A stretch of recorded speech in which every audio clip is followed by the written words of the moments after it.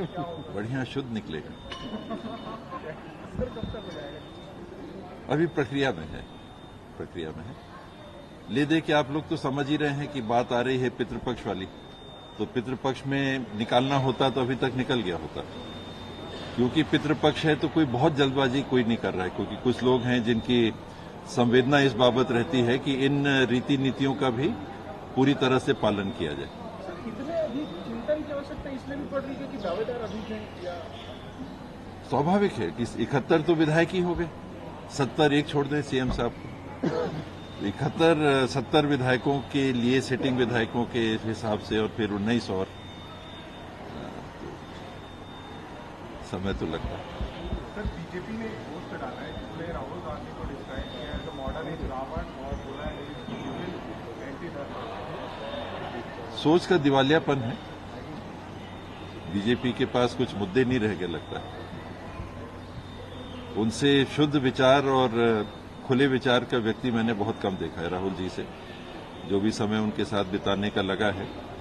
और उनकी जिज्ञासा और उनकी जानकारी धार्मिक दर्शन रीति नीति के बारे में जितनी है हम आपकी शायद किसी के ना हो, बहुत कम की हो।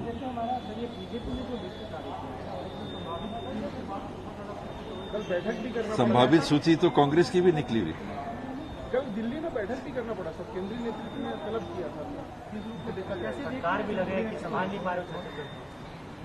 टफ तो है। देखिए छत्तीसगढ़ में कांग्रेस की जड़ें ऐसे भी मजबूत है, भाजपा की भी उपस्थिति है, लेकिन परंपरागत आप देखें तो 1952 से 15 बार चुनाव हुए, उसमें 10 बार कांग्रेस को बहुमत मिला है।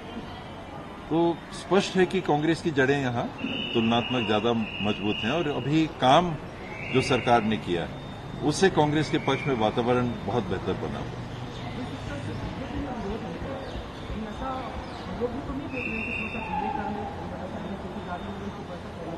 जिसको नहीं मिलता है किसी भी दल में हो, कहीं ना कहीं खटास तो महसूस होती है, कहीं ना कहीं मन तो थोड़ा सा दुखता है, लेकिन सबको लेके चलने की बात हमेशा रहती है। सभी दलों को उसी प्रक्रिया से गुजरना पड़ता है, कांग्रेस को भी गुजरना पड़ेगा।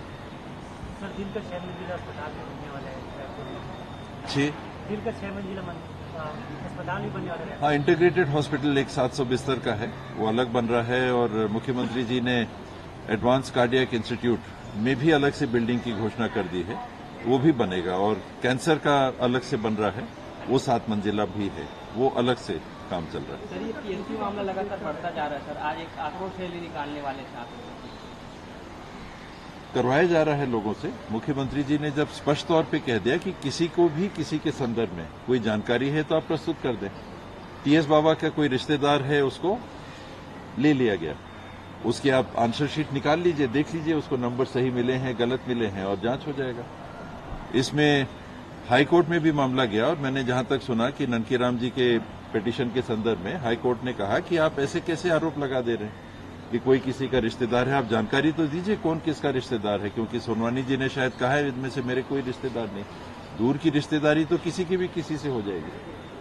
तो जब हाईकोर्ट ऐसी टिप्पणी कर रहा है, फिर ये आंदोलन करके केवल माहौल बनाने का प्रयास है। तथ्यात्मक बातें बहुत कम दिख रही है। किनका? डेंगू का?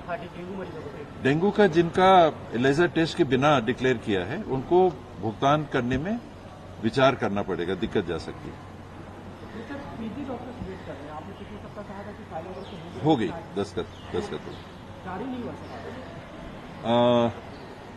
दोबारा लिस्ट मेरे पास कल आई थी, कल या परसों आई थी।